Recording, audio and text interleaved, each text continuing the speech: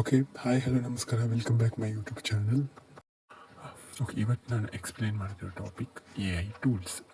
AI tools are applications that use artificial intelligence to perform tasks such as generating text or images, automating workflow or analyzing the data.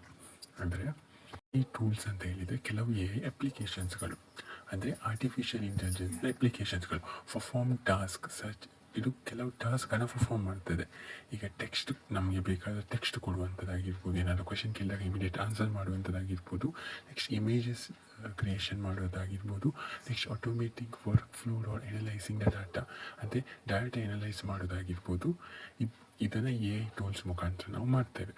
Okay, ಯಾವುದೆಲ್ಲ AI tools ಇದೆ ನೋಡುವ. First one ChatGPT, okay.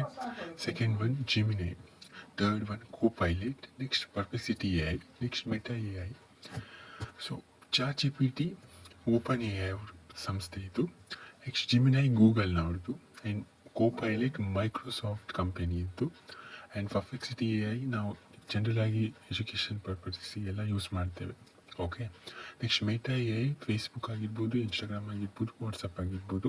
So ಆ ಸಂಸ್ಥೆ ಇದು. Okay, Meta company ಇದು Meta AI.